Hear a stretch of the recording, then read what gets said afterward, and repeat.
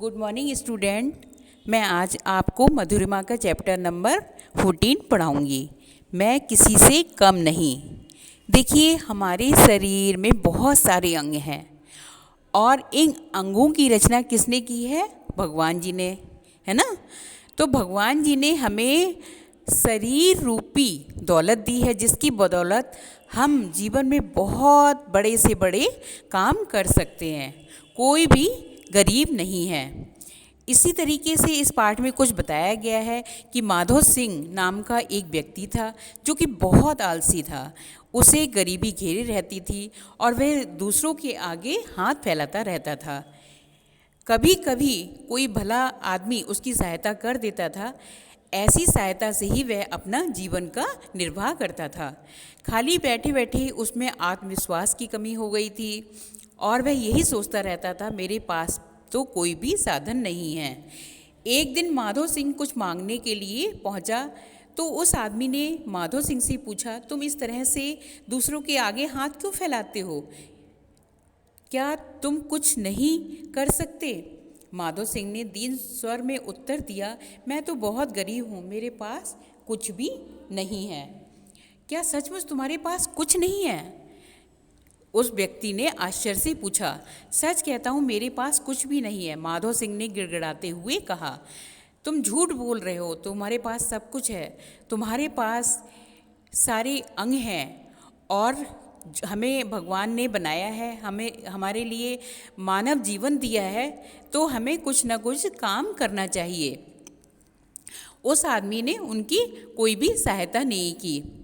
फिर वह पूछने लगा कि देखिए, आपके पास तो दो आँखें हैं, दो पैर हैं, दो कान हैं और दो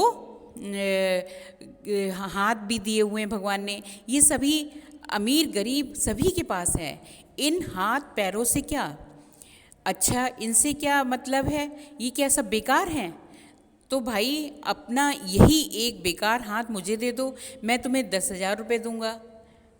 फिर दोनों हाथों के बदले मैं तुम्हें 20,000 रुपये दूंगा और दोनों पैर दोगे तो फिर मैं तुम्हें 50,000 रुपये दूंगा और दोनों आँखें दोगे तो तुम्हें मैं 1-2 लाख रुपये दूंगा। लाओ, ये सब चीज़ें मुझे दो, इसके बदले में तुम्हें ढेर सारा धन देता हूँ। उस व्यक्ति ने कहा। माधो सिंह की गर्दन नीचे झुक गई। उसकी जुबान पर ताला पड़ गया और वह सिर खुजलाने लगा। वह व्यक्ति बोला कि अब क्यों नहीं बोलते हो? अरे, अपनी इन बेकार चीज़ों को बेच डालो, इतने अच्छे दाम लगाने वाला तुम्हें बार बार नहीं मिलेगा। अब माधो सिंह को अपने आप पर शर्म आने लगी। उसकी आंखें खुल गईं। उस व्यक्ति की कही हुई बातों पर मर्म उसकी समझ में आया। उसकी आंखों में आंसू बहने लगे। आगे बढ़कर के माधो सिंह ने उस व्यक्ति के पैर पकड़ लिए।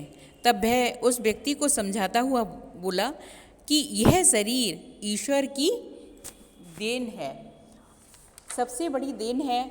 इसके रहते हुए हमें कभी भी गरीब मानना मूर्खता है। बुद्धि का प्रयोग करके हम परिश्रम करें तो हम कौन सा काम नहीं कर सकते हैं। तुम्हारे अंग संसार के सब यंत्रों की से भी अधिक मूल्यवान हैं। इनका सही तरीके से प्रयोग करो, सफलता तुम्हारे कदम चूमेगी। आत्मविश्वास से काम में जुट जाओ, तुम्हारे पास भी सब कुछ हो जाएगा। फिर क्या था, तुम्हें ये कभी भी नहीं कहना पड़ेगा कि मेरे पास कुछ भी नहीं है। अच्छे लोगों के उदाहरण से कुछ सीखो। क्या तुम जानते हो कि किसान के यहाँ मेहनत मजदूरी करके अब्राहम लिंकन अमेरिका के राष्ट्रपति पद पर आसीन हुए थे और एक छोटा सा क्लर्क श्री रामानुज संसार का श्रेष्ठ गणितज्ञ बना। विश्व स्कूल में फिसड्डी रहने वाले न्यूटन की विश्व के सर्वश्रेष्ठ वैज्ञानिकों में गिनती हुई। जल्दसाजी का प्रयोग काम करने वाला माइकल फैराडे परिश्रम करके विश्व प्रसिद्ध वैज्ञानिक बना। नाव का किराया न जुटा पाने वाला बालक लाल बहादुर शास्त्री बना। और आपको मालूम होगा कि हमारे प्रधानमंत्री नरेंद्र मोदी जी, जो कि पहले चाय का स्टॉल लगाते थे, वो आज प्रधानमंत्री पद पर आसीन है।